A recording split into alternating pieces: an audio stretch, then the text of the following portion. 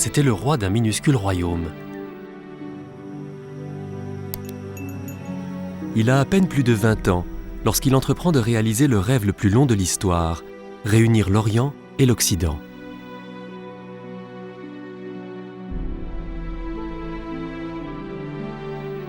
Génie politique et militaire, il conquiert le plus grand empire du moment qui s'étendait jusqu'aux confins de l'Inde. En 13 années, il impose une nouvelle vision du monde. C'était il y a 2300 ans. Son nom, Alexandre le Grand.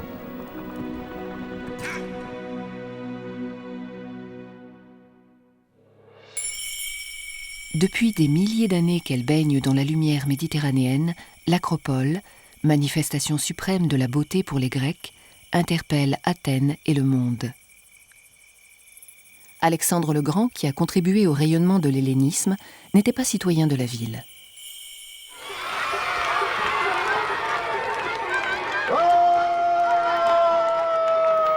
Pourtant, chaque été, au pied de ce rocher, des théâtres d'ombre, sous le regard fasciné des enfants, proposent des spectacles inspirés de ces légendes.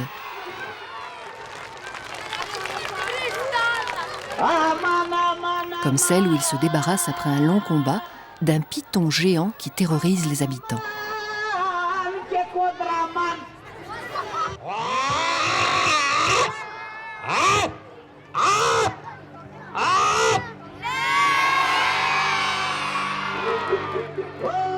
De l'Atlantique au Pacifique, ces exploits ont imprégné la culture et la mémoire collective de nombreux peuples.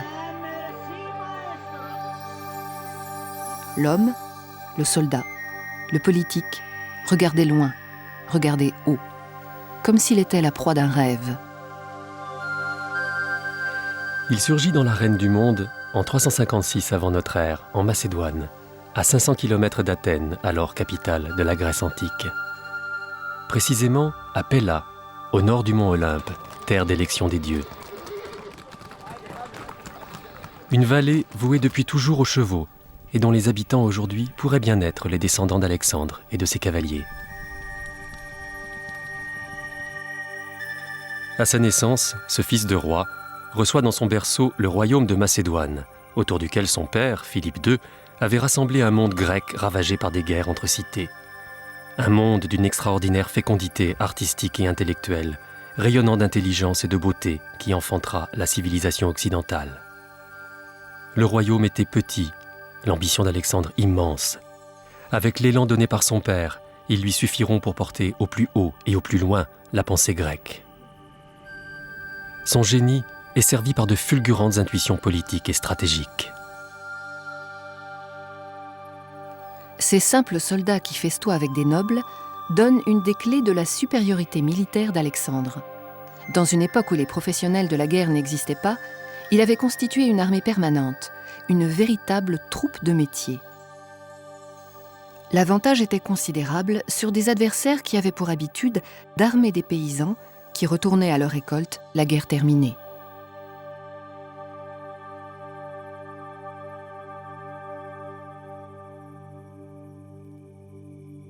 Mais cette fresque nous apprend autre chose de ces soldats. La taille démesurée de leurs lances, les fameuses sarisses. Non seulement elles étaient plus longues que celles de leurs adversaires, mais surtout la manière dont Alexandre et son père avaient imaginé de les manier dans les combats rapprochés assurait aux guerriers grecs un avantage décisif.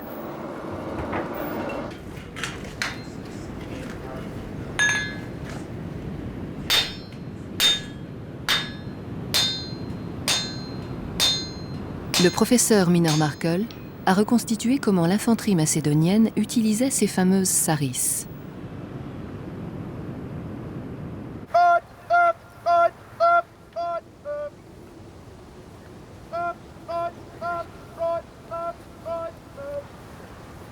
La démonstration est faite avec des lances exactement identiques à celles utilisées dans l'Antiquité.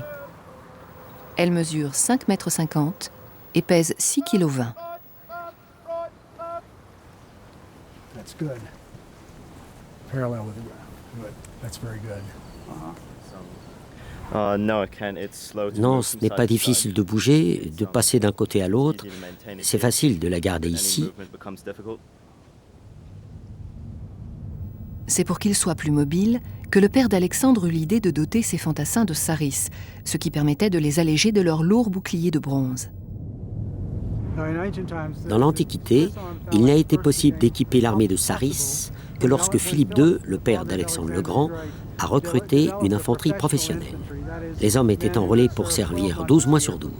Ainsi étaient-ils parfaitement aguerris au maniement de la saris, dont la maîtrise exigeait un entraînement suivi.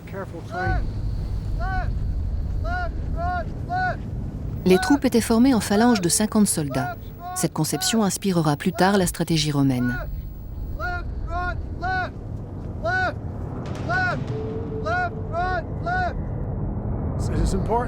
Il est important que les 4 premiers rangs, les rangs 1, 2, 3 et 4, maintiennent leurs saris à niveau de manière à ce que chacun d'eux puisse atteindre le rang d'en face. Ensuite, les rangs de derrière tiennent leurs saris en l'air, en diagonale, jusqu'à ce que le soldat de devant tombe. À ce moment-là, ils avancent et abaissent leurs saris. C'était bien pensé parce que l'ennemi était sans cesse confronté à une haie de pointe aussi bien frontalement qu'en arrière. C'était inquiétant et pouvait être mortel car il n'y avait pas de possibilité de percer les rangs adverses.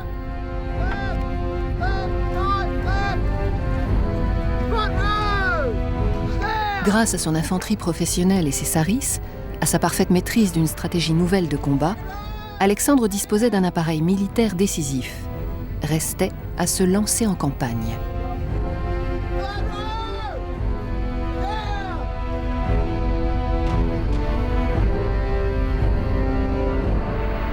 Cette mosaïque le représente jeune, s'apprêtant à attaquer un fauve. Adolescent, il aurait réussi, seul, à dompter Bucéphale, un cheval sauvage qui rentrera avec lui dans la légende.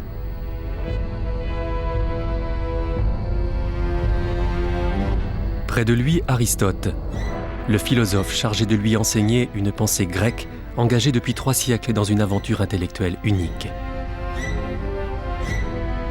Pour les Grecs, le monde entier se résumait à la Grèce, l'Égypte et l'Asie, aux confins de laquelle se trouvait l'Inde. Alexandre avait la conviction qu'il devait rendre toute terre habitable sujette à une même raison, et tous les hommes citoyens d'un même État et d'un même gouvernement.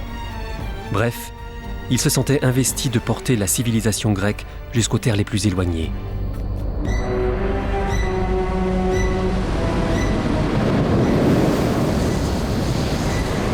Avant de s'engager, il entreprend de consolider le pouvoir hérité de son père.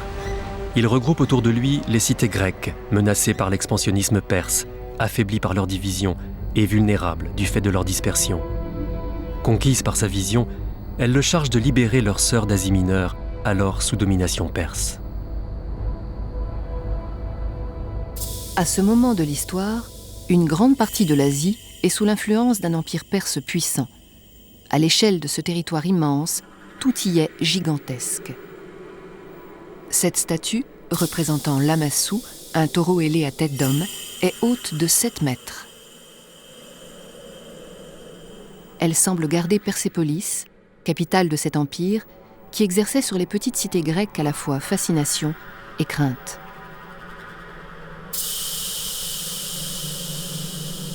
Impressionnant aussi, l'escalier monumental qui conduisait au palais de l'Apadana, assez vaste pour contenir 100 000 personnes, sans compter les 10 000 immortels qui formaient la garde impériale d'un souverain qui exerçait un mode de gouvernement autocratique bien différent de celui de la Grèce démocratique.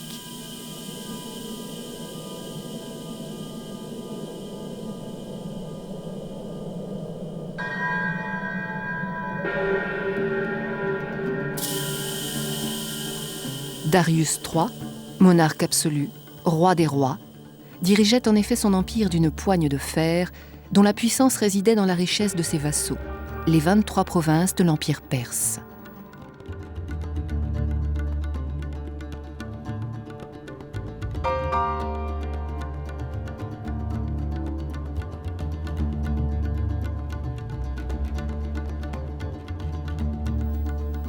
Parmi eux, les Scythes, de redoutables guerriers nomades constituait sa cavalerie. L'Inde apportait son or, l'Éthiopie son ivoire.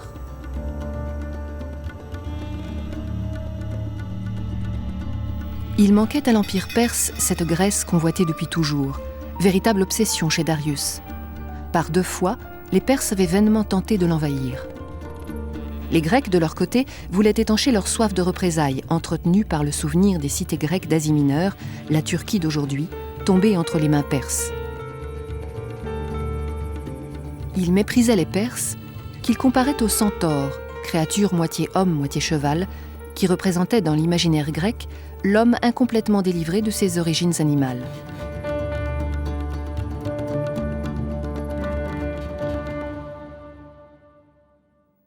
L'appel d'Alexandre est reçu dans tout le monde grec avec ferveur. Il peut se lancer dans une des trajectoires les plus éblouissantes jamais envisagées par un homme.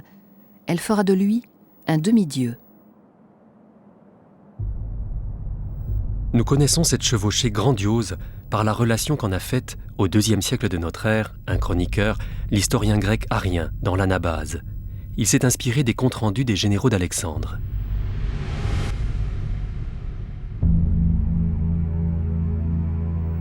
Arien relate, peut-être avec complaisance, les conquêtes d'Alexandre. Il le crédite de la volonté d'anéantir l'oligarchie pour mettre en place la démocratie.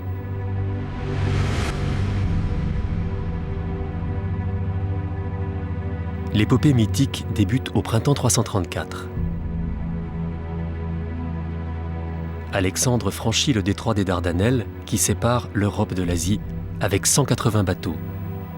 Le fameux passage est gardé par Troie, ville où mourut Achille. Nourri par l'Iliade et l'Odyssée, Alexandre s'agenouille sur son tombeau. La campagne de libération des cités grecques peut s'engager.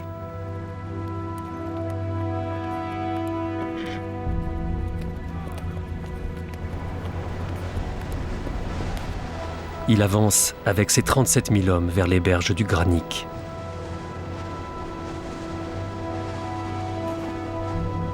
L'armée perse l'attend de l'autre côté du fleuve.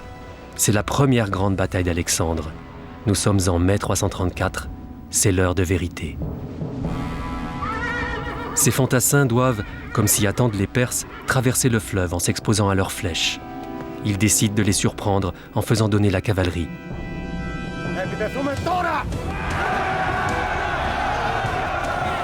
L'impétuosité de la charge déroute l'adversaire. C'est la confusion dans leurs rangs.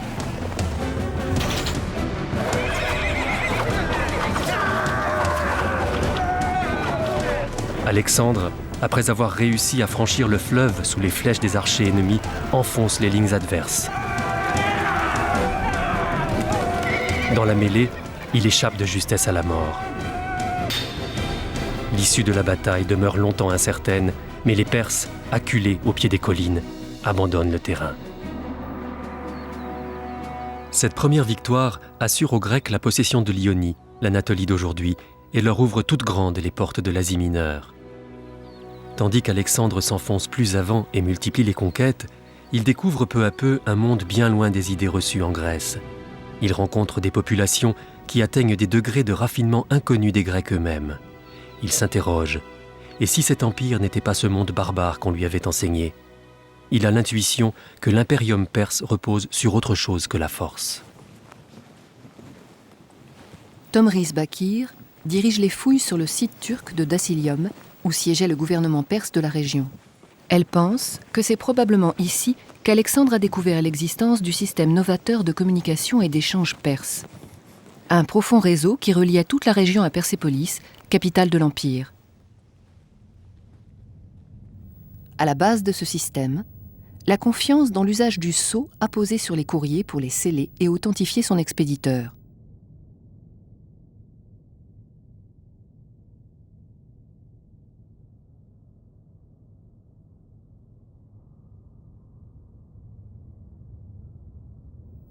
On en a retrouvé plusieurs centaines dans les ruines de Dasilium.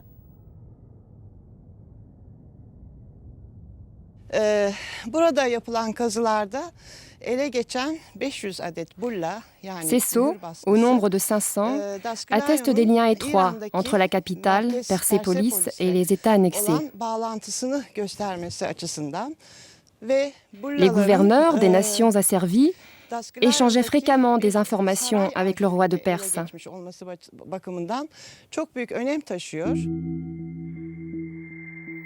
Gouverner efficacement l'immense empire perse et ses 23 provinces exigeait un système de communication efficace, des correspondances et des échanges suivis.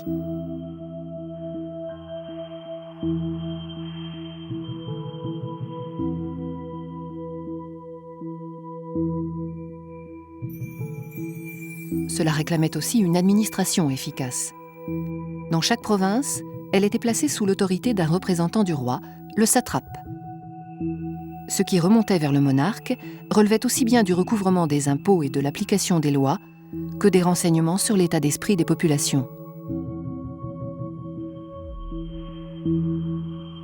2400 kilomètres séparaient la capitale de l'Empire de sa ville la plus occidentale. La légende rapporte que les chevaux de poste couvraient cette distance en une dizaine de jours. La route royale, qui s'étendait jusqu'à Suse, était jalonnée de relais tous les 30 kilomètres. Alexandre est impressionné par l'ampleur de ce réseau sans équivalent en Grèce.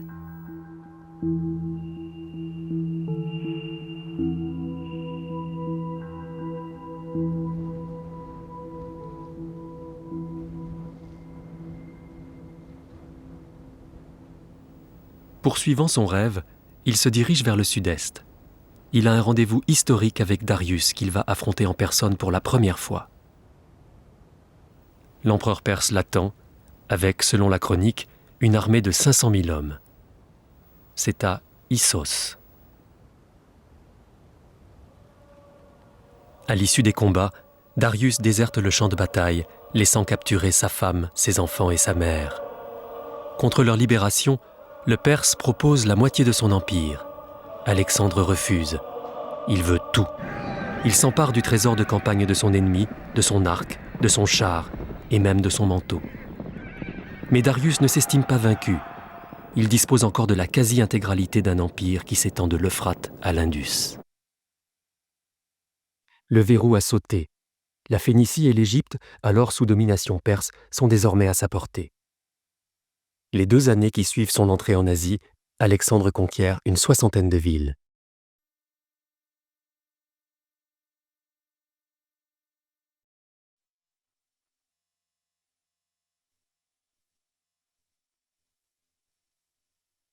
Comme appelé par quelque chose de grand, il se prépare à un rendez-vous avec la civilisation égyptienne.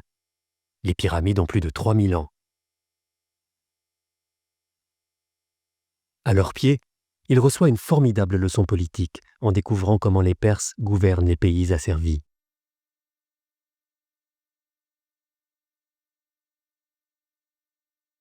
Il constate en effet que Darius, vénéré comme un pharaon, autorise les Égyptiens à pratiquer leur religion et manifeste un profond respect pour leur langue et leur culture. Alexandre est également fasciné par la manière dont les Perses ont mis en valeur ces terres arides.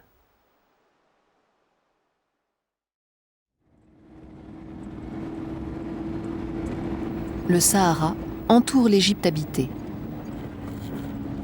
L'archéologue français Michel Wuttmann dirige les recherches dans les ruines de Haï Manawir.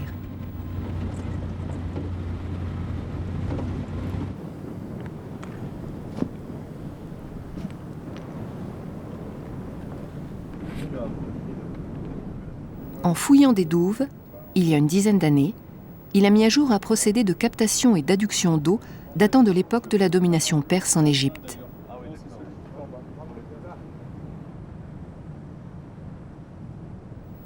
Sur le premier site exploré, il a ainsi dévoilé sur plusieurs kilomètres des puits verticaux régulièrement espacés d'une quinzaine de mètres.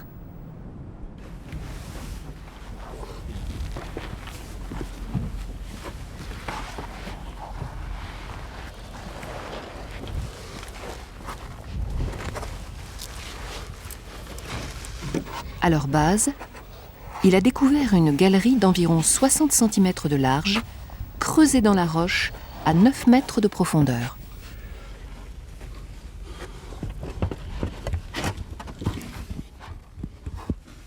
Nous sommes dans une partie drainante de la canade, c'est-à-dire une partie où l'eau suinte du réservoir, qui est le grès, est rassemblée dans le fond de la galerie. Cette eau est collectée sur toute la longueur et s'achemine par la pente très faible du tunnel vers la sortie. Elles sont creusées à l'époque de la domination perse en Égypte. Ce sont à l'heure actuelle les seules dont on peut dater le creusement. Alors évidemment, franchir le pas pour dire que c'est une technique importée du monde iranien, cela paraît logique, cela paraît probable, mais évidemment, il manque un maillon pour établir définitivement ce fait.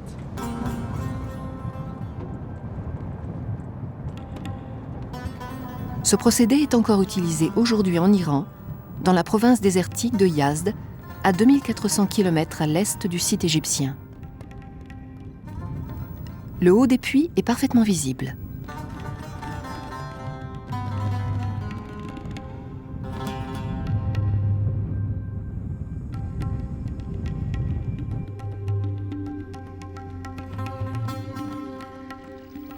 Les sources souterraines s'écoulent le long de ces ganas.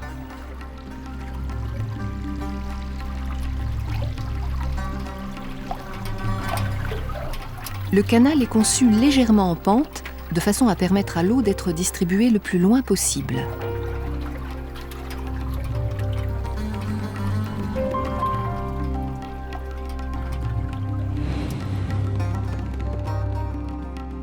Système hydraulique géant, les séries de puits relient les canaux souterrains depuis les montagnes jusqu'aux fermes établies dans la plaine. Après avoir parcouru 50 km sous terre, l'eau est demeurée fraîche, malgré la température de la région qui dépasse souvent les 45 degrés. Ce système assure un approvisionnement d'eau protégé de l'évaporation.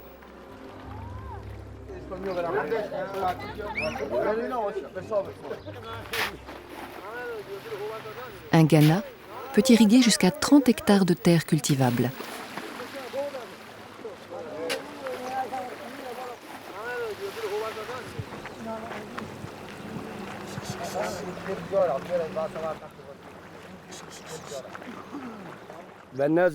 L'eau du Ghana est plus précieuse que l'or. Je suis vraiment reconnaissant aux anciens qui ont conçu ce système. Ce système est sans doute un héritage du savoir-faire de l'Empire perse. C'est en tous les cas ce que pense Michel Wuttmann. Le temple de Aïn Manaour a été découvert presque par hasard en 1993 par des balayages de surface sous des tas de céramique d'époque romaine. La fouille de ce temple a livré du mobilier. Parmi ce mobilier, des ostracas qui se sont révélés être des contrats qui portaient des dates et voilà qui nous transportaient à l'époque de la première domination perse en Égypte, depuis le règne de Darius jusqu'à la fin de cette domination, voire même un peu au-delà.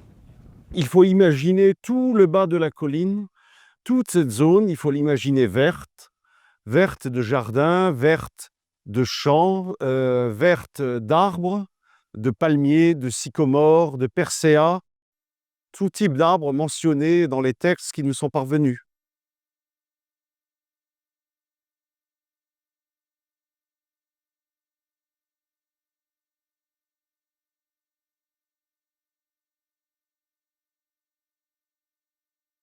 Un développement aussi rapide dans une région qui était vide nous fait supposer qu'il y a quelque part une planification et vraisemblablement du pouvoir central.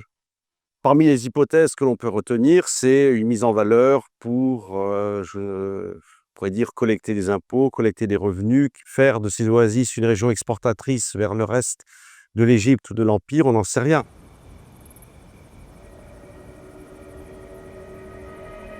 Lorsqu'Alexandre arrive en Égypte, il se rend au sanctuaire d'Amon. Par respect, il y pénètre sans ses généraux. Les prêtres le reconnaissent fils de Dieu et lui prédisent qu'il sera le réconciliateur et le gouverneur de la terre. Désormais, il est pharaon. C'est du reste ainsi qu'il est représenté dans ce temple de Luxor, ville sacrée de l'Égypte antique.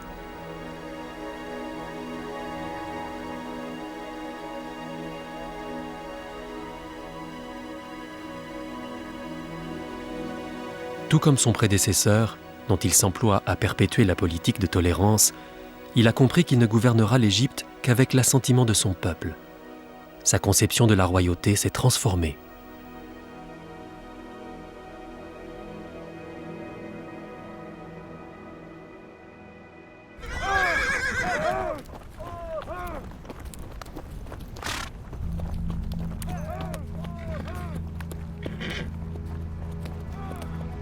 Décidé à en finir une fois pour toutes avec Darius, il se lance à la poursuite de l'empereur perse qui a levé une armée immense, porteuse des derniers espoirs de l'Empire. Alexandre traverse la Phénicie, passe au nord de la Syrie. Il est de plus en plus résolu. Il franchit l'Euphrate et le Tigre le 20 septembre 331, une nuit d'éclipse pour camper à Gaugamela. Les deux souverains se préparent pour l'ultime bataille. L'armée de Darius campe dans la plaine de Gaugamela, en Irak. Selon la légende, elle rassemble 1 million de guerriers originaires de ce que sont aujourd'hui l'Inde, l'Asie centrale et le pourtour du golfe Persique. Pendant 10 jours, les adversaires s'observent. Au matin du 1er octobre, la bataille s'engage. Pour Darius, qui conduit lui-même ses troupes, l'enjeu est décisif.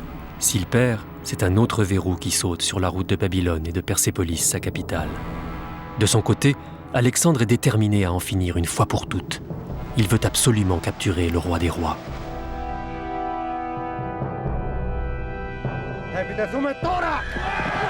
À son commandement, l'avant-garde grecque attaque la cavalerie scythe. Elle réussit à neutraliser rapidement les chars à faux ennemis. Darius réplique en détachant des unités du centre pour soutenir l'aile attaquée, ce qui ouvre une brèche dangereuse dans son front.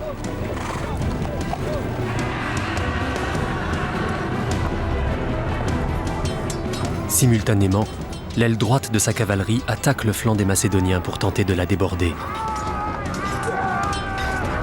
Alexandre s'engouffre dans la brèche, le front perse se disloque.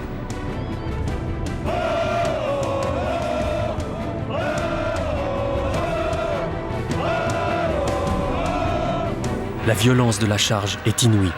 Elle anéantit le centre de l'armée perse.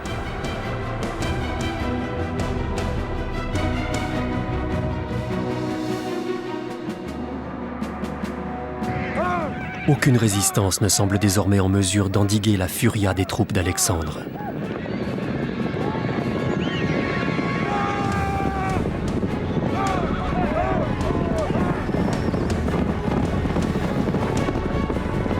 Darius réalise l'ampleur de la défaite. Se sentant menacé, il se replie. Sa garde rapprochée se regroupe pour protéger sa retraite.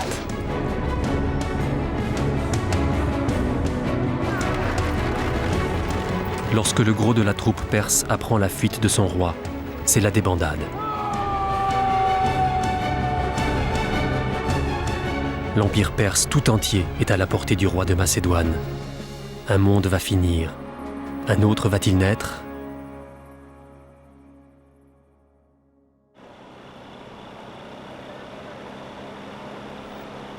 C'est vers les rives de l'Euphrate, là où est née la civilisation mésopotamienne, vers Babylone même, que le vainqueur de Darius porte désormais son regard. Elle est la première métropole orientale conquise par les Grecs. En apprenant la nouvelle, les peuples d'Orient sont frappés de stupeur. Alexandre remonte en triomphateur la voie sacrée qui conduit à la monumentale porte en céramique d'Ishtar. Il y est accueilli par un des généraux qui l'avait combattu et qui lui remet les clés du trésor royal. Les 47 000 phalangistes d'Alexandre sont sidérés par la beauté de Babylone. Les murailles de la ville sont recouvertes de frises cyclopéennes, représentant un défilé de lions, de taureaux et de bêtes étranges. Il parcourt, stupéfié, ces jardins suspendus disposés en terrasse, où une machine élévatrice assure la montée nécessaire à leur irrigation. Ils découvrent la tour carrée de Bel. Ces splendeurs qui s'offrent à leur regard, dans une ville gorgée de beauté, comptent parmi les 7 merveilles du monde. On a retrouvé la déclaration adressée par Alexandre aux habitants de Babylone à l'instant de son entrée dans la ville. Car à Babylone, les événements importants étaient relatés sur des tablettes d'argile gravées en écriture cunéiforme.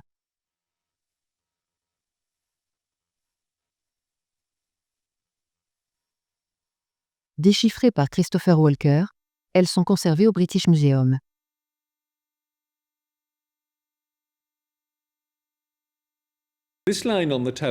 Sur la tablette, on peut lire la déclaration d'Alexandre faite au peuple de Babylone avant qu'il n'entre dans la cité. « Je ne pénétrerai pas dans vos maisons ». On peut imaginer que là encore, il s'agit d'une sorte de propagande politique. Il existe une histoire bien plus ancienne relatant le siège de Babylone par le roi perse Saras à l'époque de Nabunados. Après être entré dans Babylone, il fit annoncer publiquement que tous les habitants de la ville devaient déposer leurs armes et après avoir fouillé les maisons, s'il s'y trouvait encore des armes, leurs occupants étaient mis à mort. La déclaration d'Alexandre a l'air de ressembler à une promesse aux Babyloniens par laquelle il s'engage à ne pas leur infliger le même traitement. Sa démarche vise à ce que les Babyloniens se rangent à ses côtés sans qu'il ait à mener une nouvelle bataille. Ayant été roi des Grecs, pour devenir roi des barbares, il se devait d'établir de bonnes relations avec eux. Il devait leur démontrer qu'il avait l'intention de respecter leur peuple, leurs coutumes et leur religion. Ça a été sa première tentative pour s'imposer comme un véritable dirigeant international. Servi par une rumeur qui colporte dans tout l'Orient sans souci de tolérance et de respect des peuples conquis, c'est sans difficulté qu'il est accepté par les habitants de Babylone. Alors qu'il avait toujours nommé un gouverneur grec à la tête des nations qu'il avait conquises, à Babylone, il laisse en place le gouverneur perse, celui-là même qu'il avait accueilli. Il quitte Babylone pour gagner Suse, où il s'empare d'un trésor qui ne comprend pas moins de 1500 tonnes d'or. Reste Persépolis, cœur de l'Empire qu'il atteint en janvier 330. Il est ébloui lorsqu'il découvre le palais d'Apadana.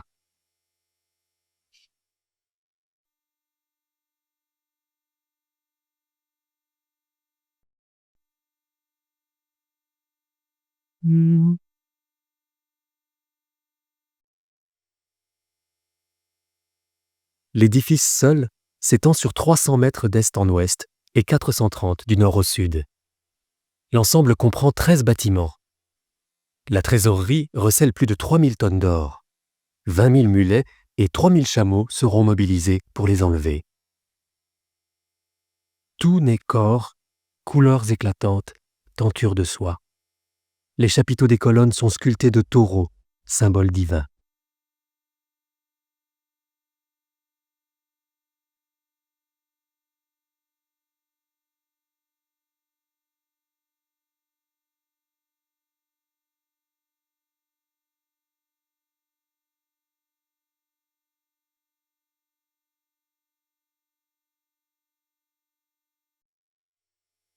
Il gravit ses escaliers et se retrouve dans cette salle aux proportions démesurées, dont les somptueux plafonds de cèdre sont incrustés de pierres précieuses.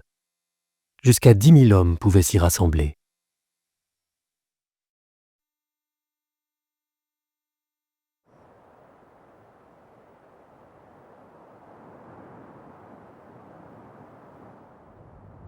Selon les témoins, c'est entouré de ses généraux qu'Alexandre pénètre dans le palais.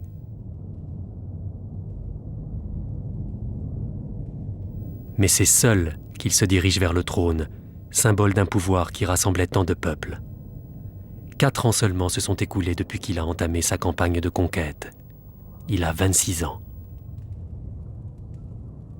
Premier acte politique du nouveau souverain, il confère aux Perses les mêmes privilèges qu'aux Grecs.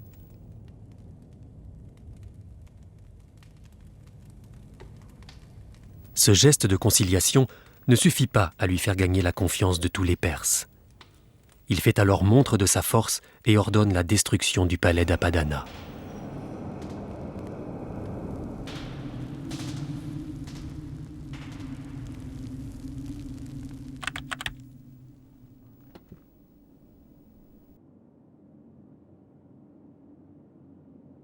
La raison officielle qui est donnée par les Grecs, c'est qu'Alexandre a voulu venger les destructions des temples grecs par Xerxès en 480, donc au cours des guerres médiques, mais certainement pas la seule raison. Ce que je crois aussi, c'est que, à la différence de Babylone, par exemple, ou de Suse, Alexandre n'a pas été accueilli d'une manière unanimement favorable en Perse. Il ne faut pas oublier qu'à cette date-là, Darius est toujours vivant. Il prépare une nouvelle armée au nord, à Ecbatane. Donc, Alexandre n'est pas débarrassé de l'Empire perse. L'Empire perse existe toujours, même s'il a été réduit de moitié.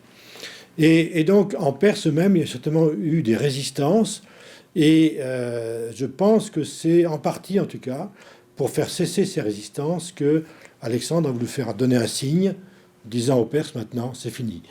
La grandeur impériale, ce n'est plus le grand roi, c'est moi. Et donc, il en a détruit, non pas l'ensemble de Persépolis d'ailleurs, on a mis le feu à un palais, pas plus, hein, et on a laissé les soldats piller une partie du palais.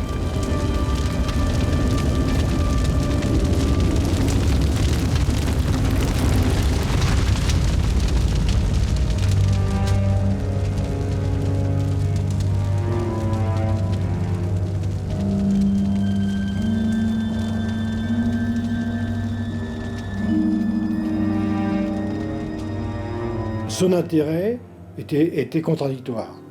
Il lui fallait à la fois apparaître comme le successeur des grands rois, donc établir ses liens avec les nobles iraniens et les nobles perses, mais il était dans une situation où ces nobles iraniens, certains d'entre eux, n'étaient pas favorables à la collaboration.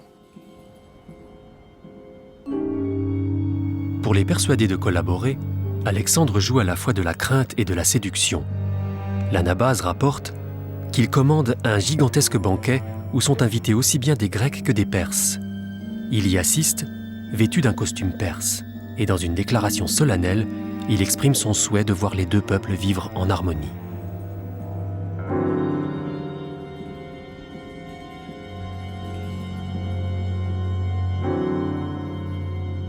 Alexandre s'est trouvé dans une situation très simple, qu'avaient connu les grands rois perses lorsqu'ils ont conquis l'Empire. C'est d'établir des relations très étroites avec ceux qui dirigeaient l'Empire achéménide, c'est-à-dire la noblesse perse et iranienne, des vieilles familles, très liées entre elles, très liées à la royauté. Et il fallait absolument, Alexandre avait besoin, il a très peu d'hommes avec lui, qui ne connaissent pas le fonctionnement de l'Empire. Il a absolument besoin du ralliement et de la collaboration de la noblesse perse et iranienne. Et pour cela, il faut qu'il réussisse à la fois à être le roi des Macédoniens et le roi des Perses. Il n'a jamais pris de titre, mais peu importe. Celui qui était reconnu par les noblesses perses comme leur roi.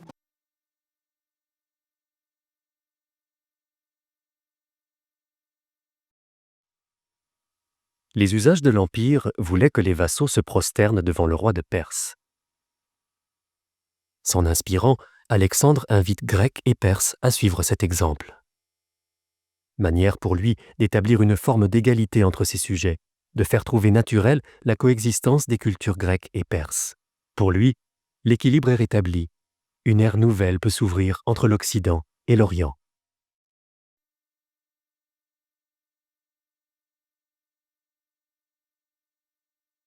Comme on l'a vu à Babylone, il laisse les satrapes perses en place. Éminemment politique, cette attitude recueille l'assentiment de la majorité des Perses.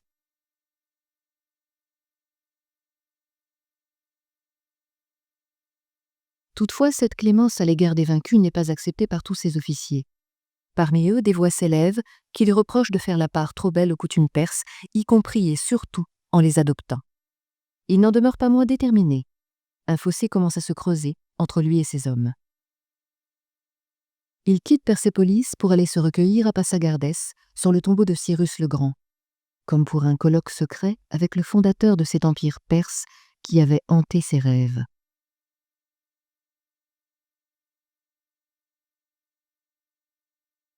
Puis il se lance à la poursuite de Darius, qui s'est enfui en compagnie du satrape de la Bactriane, Bessus, qui assassine l'empereur perse et s'enfuit vers l'est. Alexandre le rattrape et, geste fort, le fait exécuter pour régicide. La conquête n'est pas finie pour autant. Alors que ses troupes franchissent les montagnes escarpées de l'Hindokush, elles sont confrontées à une forte résistance. Dans ces régions où l'influence perse est moins présente, Alexandre et ses hommes rencontrent une violente opposition des nomades des steppes de l'Asie centrale. Il n'en sème pas moins derrière lui de nouvelles cités, parmi lesquelles Alexandrie d'Arakosi, c'est-à-dire Gandhar, et l'Alexandrie du Caucase, proche de Kaboul. Il traverse Samarcande, puis atteint Alexandria Ultima, la bien nommée.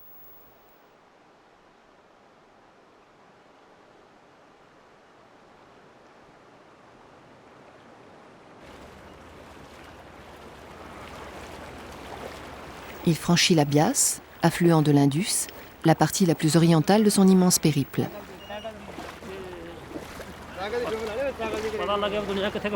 Sur l'autre rive commence le sous-continent indien, avec son climat tropical et la mousson, que les Grecs affrontent pour la première fois. C'est là que, selon l'Anabase, une immense armée indienne a pris discrètement position. Elle est commandée par le roi Porus, qu'Alexandre capture. « Comment veux-tu être traité ?» lui demande-t-il. « Royalement », répond Porus. « C'était mon intention », répond Alexandre, qui prend à cœur de s'en faire un ami. Nous sommes en juillet 326, 8 ans après le début de son expédition, 4 ans après la prise de Persépolis. Ses soldats sont là, ils aspirent à retourner chez eux. Alexandre tente de les persuader de ne pas renoncer. Il veut poursuivre son rêve jusqu'à ce grand océan oriental évoqué dans les récits légendaires des voyageurs revenus de Chine. Les officiers et les soldats campent sur leur position. Pour Alexandre, c'est le désenchantement.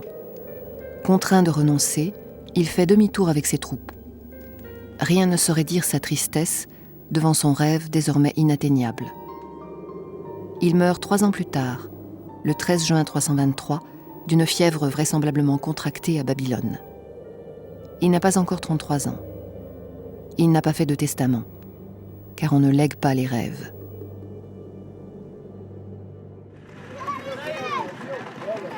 Aujourd'hui, celui qui a traversé le ciel de l'histoire comme un météore demeure partout présent en Orient.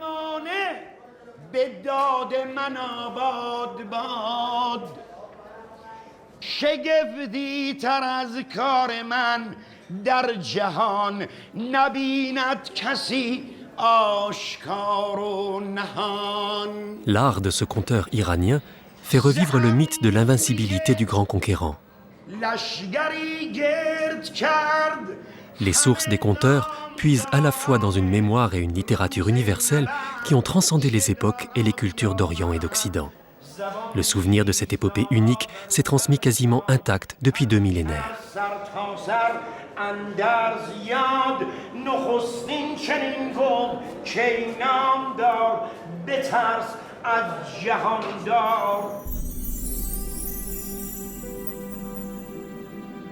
Sur ce bas-relief, le sculpteur a représenté des Perses et des Grecs chassant ensemble, comme pour faire oublier qu'ils se sont longtemps affrontés.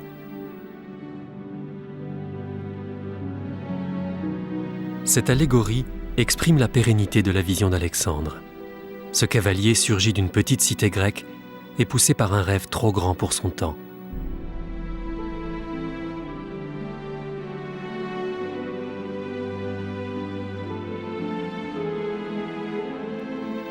Alexandre le Macédonien, lui, est représenté non pas sous les traits du conquérant qu'il fut, mais comme le successeur de Darius III et de la dynastie achéménide.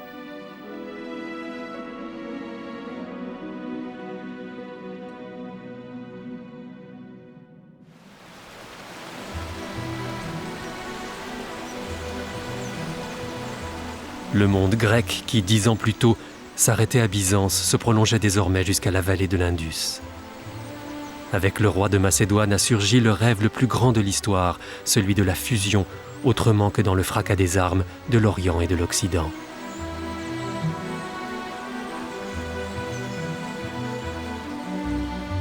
Ce rêve, d'étendre à tous la même loi, comme l'infinie lumière du ciel, s'est interrompu avec lui.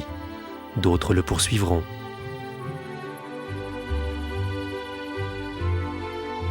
Les trésors enlevés au roi perse auront financé la création de grandes routes, accomplissant l'un des desseins d'Alexandre, mettre tous les vivants en communication les uns avec les autres.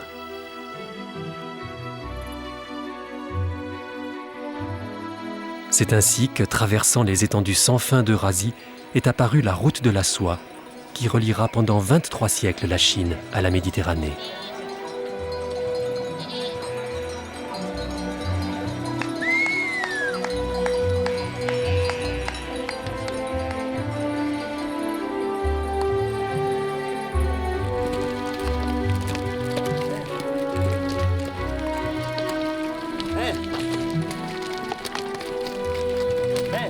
Tous les hommes rêvent, mais il semble parfois que ce soit l'histoire qui rêve à travers eux. Commencé dans la Grèce antique, le songe du petit roi visionnaire de Macédoine, réunir l'Orient et l'Occident, demeure inachevé.